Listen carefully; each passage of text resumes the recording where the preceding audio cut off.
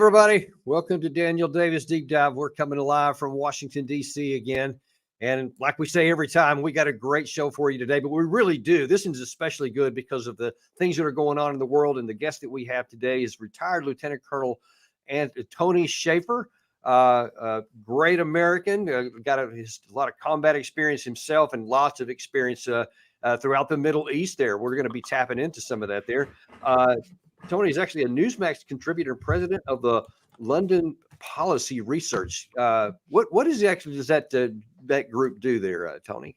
It's going out of business. We're shutting it down because of just there's no funding for it. So we're actually in the process of moving everything over to Project Sentinel, which I'm also president of, and we're just going through that process right now. So, but like Danny, we helped you when you were a whistleblower, and it's generally something that focuses on constitutional issues, as you know, as well as freedom of speech, the Bill of Rights, and then foreign policy and national security. So we do those are our specialties. Plus, I've got a degree in environmental studies, so I'm often talking about the sham of the climate emergency, which does not exist, and they're simply using that for purposes of trying to increase government control of energy and means of production of energy and things like that. So that's what we do. So. Well, that's awesome. I'm really glad to hear about that. And just for any of our guests that don't know what you're referring to when you say you helped me when I was a whistleblower in 2012, actually in 2011, I had come back from a second tour in Afghanistan, saw just egregious untruths that were being told by our senior leaders as compared to the actual combat reality on the ground. And I had decided that I was going to come forward with that. But I was completely on my own and completely by myself. I didn't know anything how to do this and was ready to just throw myself under the bus, come whatever may. Well, it turns out that Tony was in my corner. And actually, you're probably the one thing that kept me out of real trouble because you. Well, I like to believe so. Thank you.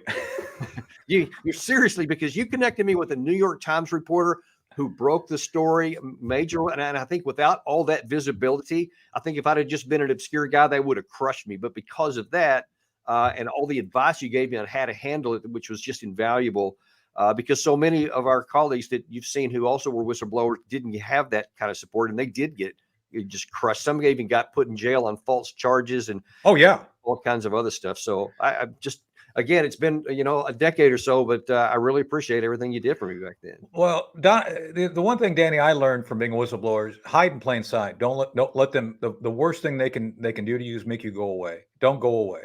And the longer you're in the public light doing the right thing, I think the better off. Look, we both got crushed, but here we're still doing things. So, and I'd like to believe that we're living up to our oath of office, which a lot of others do abandon. I consider those who came after us, knowing that we told the truth, abandoning their oath of office because they then functioned under the color of law to disregard the facts for which they are, not what they wanted them to be. And how'd that Afghanistan thing turn out, huh? Just saying. And in fact, for our viewers who may not know you, over your shoulder, I see the poster there for Dark Heart, Operation Dark Heart, which is kind of what you were. So what was your whistleblower issue? What did you bring to light? So my issue was the 9/11 attacks, basically an operation nicknamed Able Danger, which was a planning operation, a planning effort, a war plan, if you will, to actually identify, map, and degrade Al-Qaeda on call before 9/11. It was actually something contemplated by then Chairman of the Joint Chiefs, Hugh Shelton, executed by then Commander of Special Operations Command, Pete Schoonmaker. And it was an entrepreneurial operation where my team, Stratus Ivy, right over there's one of the founding things from that, which was one of the first black undercover task forces doing cyber stuff and information operations before 9/11, was tasked to work with that team, the Able Danger team, to facilitate the use of data mining to target, and then putting together options for the tiered units to go out and do their magic to essentially take out Al-Qaeda. Obviously, the war plan was not executed before 9/11 for any number of reasons, but we did identify two of the three cells which had conducted the attacks, which became the center of controversy about could we have done something to stop 9/11 or not. I argue, and I did in both open and closed testimony in 2004 and 2005. Yeah, we could have stopped them. It was the policy of both the Clinton administration and the Bush administration, which prevented us from taking action to stop the attack. So that was what I said. That's what I stood by. That's what Darkheart has one chapter devoted to, because Darkheart actually covers my time in Afghanistan as the director of operations for the clandestine stuff going on there back in 2003 and 2004. And I see that you're not stopped telling the truth. In fact, now I understand you got a new podcast, The Hard Truth, with Tony Shaffer. That is a cool picture, by the way. Love that. So what's that about? And how's that working out for you so far? Well, I'd like to have you as a guest sometime. So we basically have everybody on from Ambassador Ido Haroni, the former Consul General of Israel, to Ted Nugent. So we cover a range of things from internet. Ted's great, by the way. We just did an interview with Ted. And I've got a lot of my Hollywood friends. Cherie Curry does the bumper music. Cherie is a wonderful American. So it's kind of a place where the cultural warriors of Hollywood on the, I think, the practical side. These aren't even conservatives. They're just people who are fed up with being silenced, and foreign policy come together. So we have a lot of fun. It's a good show, and obviously we'll invite you to join us at some point in the very near future. Would love to be there. Would love to listen to it myself. Anything about the truth, I'm all about, because there's not a whole lot of that going on. And gracious, do we have lots of examples of that right now in this whole issue of the war in Israel. We could also talk about the war in Russia and Ukraine. There's lots of opportunity there too. But because there's so much focus right now on the hot breaking news in both Israel and Syria in regards to the United States, I want to talk about some of that. And also, we're going to get in just a second to some of your views on the Egyptian portion of this, which could be crucial because you have some direct experience on the ground there, and I want to talk about that. But first of all, let's take a look at what happened overnight, because there was some airstrikes that could potentially draw the United States into this war, into a larger Middle Eastern war, which would be catastrophic for our events. This morning, John Kirby had this to say. These strikes were in self-defense for our ability to protect ourselves and our troops. I mean, they went right at targets that were tied to the Iranian Revolutionary Guard Corps, the IRGC, that is resourcing, funding, training, and making capable all these proxy groups. These two targets went right at their storage facilities, weapons facilities, that kind of thing, to try to get at their ability to do exactly that. Now, most people are, in fact, almost everyone is just focused on what's happened. There's like this expectation that, okay, there's American troops there. They were attacked by these people. So of course we should go after those who did it. And I certainly don't dispute that part. But what I do dispute is why they're there, what we're risking potentially in an expanded war, and why do we keep them there? Because they're not doing anything for our national security interest at all. They should have been taken out long ago. But the question is, how do we thread the needle now? We have what we have, because we can't just let people attack us with impunity. They have to be responded to, but we also can't get into a war. How do you thread that needle? First off, this was not adequate to the purpose you mentioned, to defend ourselves. This was, I think, 2 ammo dumps and a strongly worded memo coming from the Secretary of Defense, Lloyd Austin. And I know General Austin. I worked for him in Afghanistan. With that said, Austin's comments were very unhelpful. That, we only, this is it. We don't plan to do anything more. I think that only encouraged some additional attacks that have already happened within the last 12 hours against our facilities in Iraq. The Iranian militia are doing things because they don't find anything we've done is credible. And that's the biggest issue, Danny. It's any deterrent must be credible. And the piece of the missing puzzle here is credibility. Nobody believes that the United States is postured or able to do those things necessary. Now, I am not a warmonger. I'm not a neocon. And I think you and I agree on 95% of things. And the reason we're still in Syria is because this administration, and frankly, some of those in the Trump administration have decided that, against the guidance of President Trump, to get us out of there, to stay. Now, the mission objectives there are nebulous, if any at all. I don't know what those are, because the initial mission of those forces was to defeat ISIS. We did it. It's done. Right.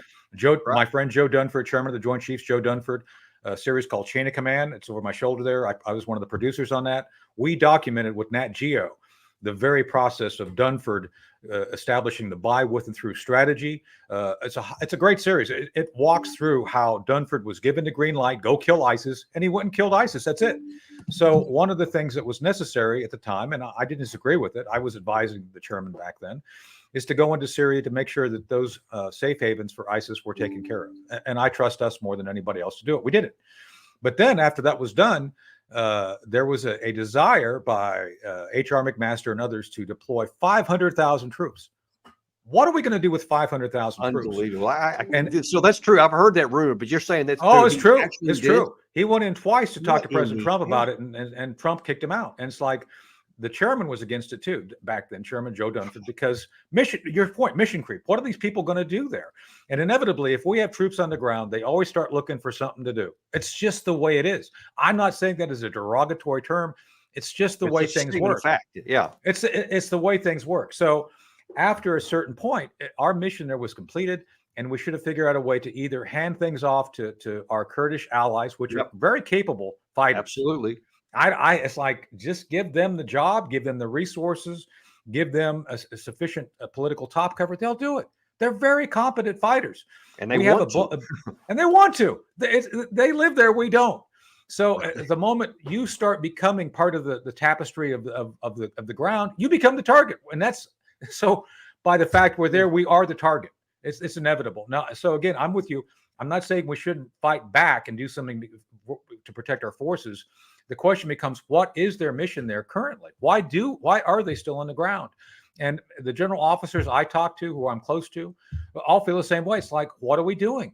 Especially in light of the fact we're being challenged globally other places. So the idea right now, as I see it strategically, Russia, China, Iran are all trying to basically death of 1,000 cuts to keep us overextended so that we don't have the capability to focus on what I would term, and Clausewitz named, centers of gravity. I would argue at this point, Syria is not a center of gravity that has any consequence that we should be focused on. Right. It is what it is. And by the way, that's the same advice I would give Lloyd Austin or CQ Brown, the new chairman coming in. So the question is, with some legitimate security concerns we do have around the world, why would we want to choose the Syrian issue to potentially draw us into another war? Because look, we've for now 20 months, we've been given all this stuff to Ukraine, millions of shells, hundreds of millions of rounds of ammunition, thousands of combat vehicles, and of course, $100 billion plus so far, which has had negligible impact actually on the ground. Right. And now that we're continuing to give more. At the same time, we're now giving, a lot more to Israel in some of the same categories. At the same time, Biden wants to now give a bunch of stuff more to Taiwan. What if we actually need this stuff here? Because this is not just a candy store where we can hand it out. What do you think our strategic vulnerability is in all this? And what would you advise President Biden to do right now in this complex situation? Well, I would first off advise him to shut his freaking mouth, for God's sake. He's the one. No, I swear to God, Danny, he's the one that announced our strategic deficit of resources. Omar Bradley once said, and I agree with him, amateurs talk strategy, professionals talk logistics. And so if you're admitting to your adversary, we don't have the schlitz to go do anything. He said that. And then John Kirby, within the last, I think, 5 days, said the same thing. Yeah, we don't have enough. And this has been a policy choice, to your point. We have provided all the support to Ukraine ineffectively. By all accounts, and I heard your name referenced often in the sources that I listen to, and kudos on you, Danny. You're one of the clearest voices on the Ukraine war. People recognize that globally, and I mean globally, and I appreciate that. You've been a voice of reason throughout this. I think you and McGregor and I have all said consistently, the numbers aren't there. All these wonder weapons we give them aren't going to have an effect. They haven't. But we've lost them. We don't have those weapons are no longer available. And one of the things that is happening at the time we're taping this, the Israelis have started essentially what I look like the shaping operations for the pending ground offensive. It's near, and they've been using these big old bunker busters as prep to go after the tunnels. This is going on as we speak. And one of the things that happened within the last 11 months, let's see, we're coming up. We're still in October, right? The last 10 months, in January, CNN reported that the wartime stocks we had set in the Middle East, in Egypt, Israel, and in Jordan were raided for purposes of giving them to the Ukrainians. So now we if our stated objective is to support the Israelis, that very statement cannot be supported by the logistical issues that the White House has already admitted. Right? Well, I mean, let me ask you this. I want to know if you know something. And speaking about logistics, because it's crucial Yeah. stuff here.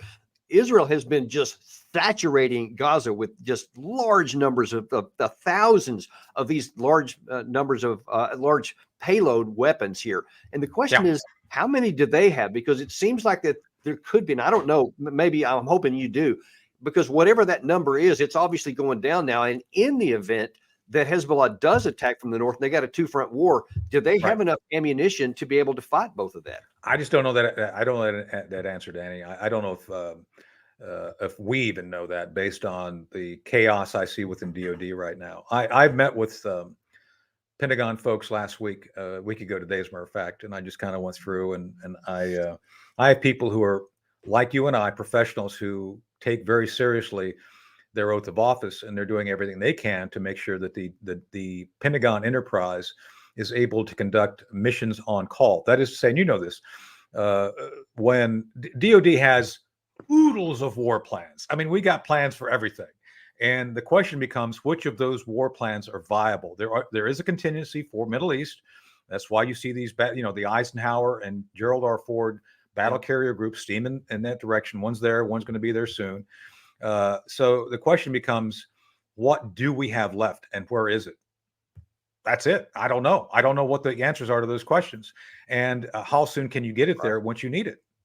And so these are all, as Don Rumsfeld, my friend Don used to say, a known unknown, because we don't know, but someone does, and it's probably not even the planners, the Pentagon at this point. So it's a very dangerous time. And then you compound that with Lloyd Austin saying, "Yeah, we're going soft, Johnny Iran. We're just going to hit these ammunition dumps and be done."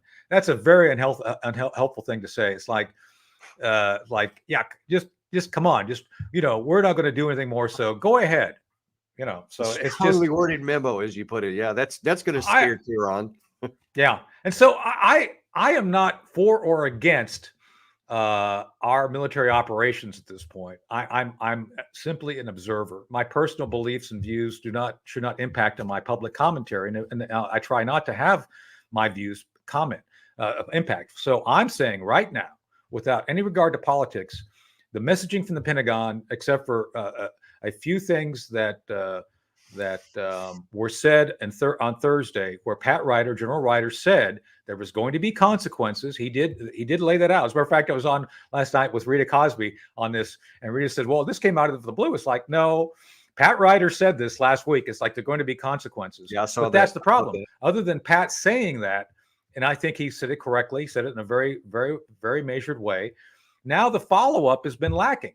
It's like, he said it, we did it, but we didn't do it to the level necessary to actually dissuade an enemy with a convincing use of firepower and follow-up messaging to say there's going to be consequences. And that's why I think we had the El Asad Air Base today attacked. Yes. Yeah. So there you go. So obviously that message wasn't received. Yeah, it didn't scare anyone. That's my point. Yeah. All right, I want to shift gears just a little bit now with the time we have left here. Go back to the Israel situation here. Sure. Because I also want to kind of stick on the strategic level here, because that's one of your fortes. So 2 questions is going to be, first of all, what is, if you can define one, what is the American strategic interest in this war here? What do we want to accomplish? Are we doing things that support it? And then secondly, what is the Israeli plan here? Because I can't see an end state. I can see a beginning, and I can see the contours of a military operation, but I don't know what the end state is, because you can't just destroy Hamas, because there's somebody else is going to be running the show there, because there's 2 million people that live there, and you're not going to get rid of the ideology that's behind Hamas. So I'm not sure how this is going to keep Israel safe. So 2 things here. What do you think? Well, let me start with the Israelis first. I believe their military objectives are going to be to reduce most of Gaza to rubble.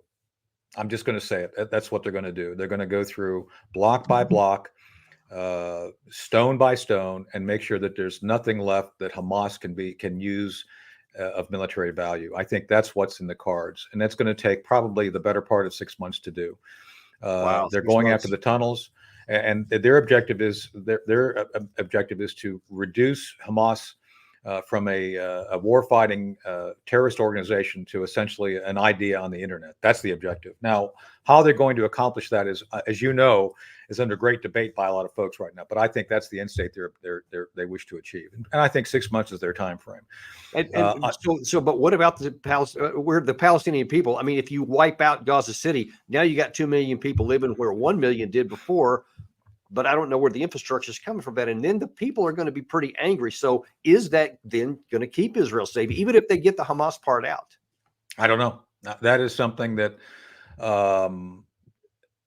the issue obviously is that I think there has been goodwill by the Israelis.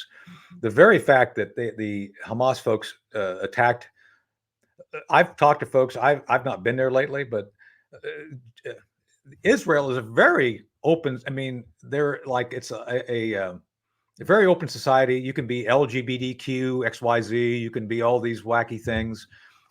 Everybody gets along. It's true. It's true. And it's like everybody gets along. It was a very kind of open society. It's very European. And then I think the Israelis were hoping, and when Oslo II was signed back in '94, that a two-state de facto solution would be what it is, the West Bank and Gaza, and that both of those locations would essentially become civilized, that they would become part of the tapestry of everybody wants to get along. Well, that's the issue. They didn't. And this leads me to our strategy and what we're trying to accomplish. Now, the Abraham Accords was our version of let's get everybody together and get along. It focused on the Arabs, not on the Shia, on the Iranians, but on the let's organize our peace. And the biggest reason that was successful, Danny, is because the Trump administration detached the requirement for a settlement of the Palestinian issue. Basically, let's just work with our Arab allies, who we've invested in for the past 40 years. We've taken and trained most of their militaries. And so let's figure out a way to work together. That was the big thing. I know the Pentagon would like to see that still. I don't think the Biden administration wants that. The Biden administration's objectives are different than those which I think the Pentagon wants. The Biden administration, and Jake Sullivan has said this, is they want a quote unquote inclusive and integrated Middle East. And and what I read it to be is like, we want the Iranians to be included. And the Iranians don't want to be included. The Iranians want to dominate. So this is where there's a flaw of what the White House wants versus what I think the Pentagon has stated, or what the Pentagon believes would be in the best interest for our defense Tony, interests. let me interrupt you just a second, because I want to play a clip we have here that kind of underscores the real challenge here when you're talking about the worldviews and the mentalities. This is something that we just got out. I believe it was off BBC with one of the Hamas leaders that shows how challenging this is going to be. You say this was a military operation, but the result of it was that hundreds of civilians were killed. Because the area is very wide, and there are many people there, and there was clashes and confrontation. It's not confrontation. You invaded houses. I don't have details what happened inside, but I can tell you that we didn't have any intention or decision to kill the civilians. How do you justify killing people as they sleep? Families. How do you justify killing hundreds of people? I want to stop this interview. I want to stop this interview. So that's you see there, yeah. And this is what one of their other spokesmen is saying there prior to the launch of the incursion. What they're expecting, that they love death for the sake of Allah as much as you love life. So the worldviews couldn't be any farther apart. So it's hard to see how this is going to end up with anything peaceful for Israel. And I just don't know how you solve this one. Well, look, you and I've had to face similar enemies. Taliban is different than Al Qaeda or ISIS, but if you have an adversary who is devoted to ending your existence, you got to do something about it, right? I mean, if you go to bed at night, there's rattlesnakes around the bed, they're going to bite you when you get up in the morning. You got to do something about it. And the Israelis clearly have that. And I'm sorry, I don't want to hear this. Oh, we were after military targets. That is a complete lie. No, you don't send people in on airplanes with AK-47s and some of our weapons from Afghanistan. Just saying, and use those against civilian targets that were clearly not military. That concert they hit, where all those people, that was not remotely military. So I don't want to hear it. Thought it was. It was deliberate. And for them to say that is beyond the pale. So I see, and I get the point of the Israelis, like, we have the right to defend ourselves. The question, as you posed, others have posed, well, what happens when you go in and eradicate them? What's the end state? And I just don't know that. At this point, I think the Israelis have every right to go in and do what they have to eradicate that. The question becomes, what do you do with the Palestinian people? The other thing I got to say, it's inconvenient. 57%. The Washington Institute did a survey of Palestinians. 57% before the attack. 57% of the Palestinian people in Gaza supported Hamas. I got to tell you, if the population supports that level of slaughter, then what are you going to do about that? I mean, it's brutal. As you know, I'm going to use a comparison that people may not like, but I'm going to say it. During World War II, it was very inconvenient about the fact that the 8th Air Force bombed all sorts of cities in Germany and killed all sorts of civilians. But to defeat the Nazi regime, we had to do that, and it's tragic. It was terrible. The firebombing of Dresden, of Dresden, horrible stuff. But it was necessary to win that war. And the Germans now, despite, the Germans are one of our strongest allies now. So sometimes you just got to go through and do what's necessary. In Japan, same thing. You know, people always debate the use of the atomic bomb. I look back on it. I've seen Oppenheimer. It's a great movie, by the way. Highly recommend it. The decision was appropriate. Kill a number now to prevent the loss of thousands. And this is one of those underreported facts. Danny, I don't know if you know this. There was not going to be a ground invasion of Japan. We were going to basically eradicate the Japanese using chemical and biological weapons. We were going to kill the entire Japanese people. That was the plan. Plan Black. I was not aware of that. Yeah, well, you may want to check it out, because the idea of people were already getting tired of seeing America casualties at the level they were, and there was no way Marshall and others were going to risk putting millions of troops in harm's way. They were just going to basically kill the Japanese people. As brutal as that is, as brutal as that sounds, that was the plan. And thank God it didn't execute it, because we found other options which were brutal, but necessary, and ended the conflict. So I don't know what it's going to take here, but a certain level of brutality is going to be necessary to remove that threat permanently from being something the Israeli people have to live next to. Okay, so now here's a big, I'll say, complication with that, is that, and this is where, again, I'm going to get into your expertise here, because you have an inside information here that I don't have, and not many of us are aware of, is that you know that the thinking of al-Sisi, the leader in I do. Egypt, you've met with him. So he has got a really hard situation here, because he hates Hamas almost as much as Israel does. He does. The Muslim Brotherhood, right? But his people, to your point about here's what Israel's doing to, they're going to cause a lot of Palestinian casualties. The people in Egypt are actually protesting right now, which they haven't even been allowed to do for a long time, because they're angry at that. So how is Sisi going to navigate you trying to get rid of that threat that he even sees to his own people, but keeping his people from rising up that could potentially support the Hamas against Israel? So President al-Sisi, General al-Sisi, Field Marshal al-Sisi, was a graduate of the U.S. Army War College. He was educated greatly by our military forces. I know some of the people who instructed him, and I know for a fact that the desire to help him become a great leader is something that people invested in our side.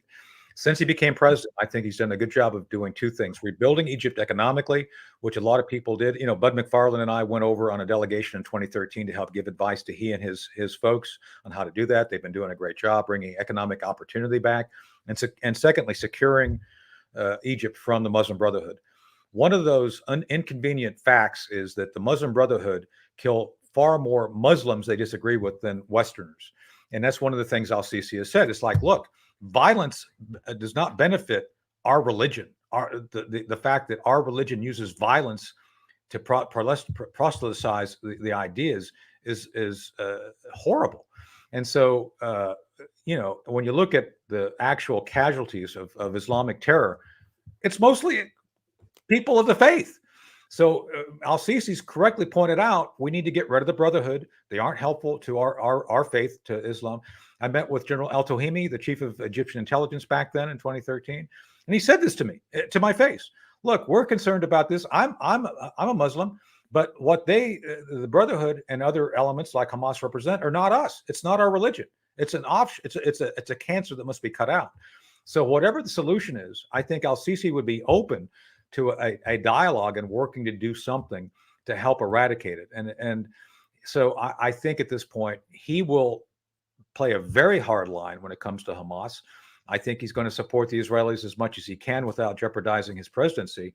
But yeah, I think they're going to do things to help make sure that Hamas doesn't. That's one of the reasons they won't let the Palestinians go into Egypt. It's like, we don't want Hamas.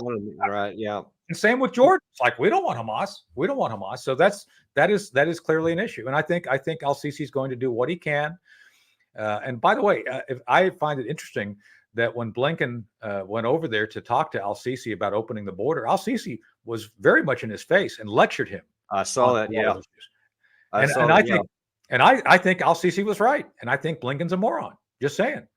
And Blinken got another cold shoulder publicly so when he went to Saudi Arabia from MBS as well. Absolutely. So it really shows that the paucity and the weakness of our diplomatic corps right now when the top person out there doesn't get anything. And of course, when Biden went over there, he also got the cold shoulder. I can explain that in a couple of sentences. The reason that the Biden administration is so weak is because they don't want to lose. They don't want to win, but they don't want to lose. They're playing everything really safe. They're trying to basically continue to promote. They just put on their website transsexual something or another yesterday. It's like, oh, it's time to celebrate transsexualism. It's like, we have hostages held by Hamas. We've got World War III about to go, and you're worried about transsexual rights? Are you kidding me? That's they are projecting constantly this idea of inclusion and kumbaya. And it's like they just don't want to lose. They don't want to lose. By not wanting to lose, they're going to lose. And they're setting up the Middle East for an inevitable World War III scenario if they don't stop being stupid. I keep hearing that term, the potential for World War III, and I don't think it's overblown. We talk about it a lot on this show here, and we're going to continue to walk it because that is the absolute worst thing, not just for mankind, but for the United States specifically. I just worry a lot about the people we have in charge of keeping us out of that, and I fear we may end up stumbling into it. I agree. Miscalculation is the biggest danger to peace at this point. Well, we're going to have to leave it right there, but we will definitely have you back and look forward to being on your show there. And everybody should look at The Hard Truth by Tony Shaffer. Tony, thanks for coming to us today. And like I said, we look forward to having you back next time, and we'll see you on the next episode of The Deep Dive.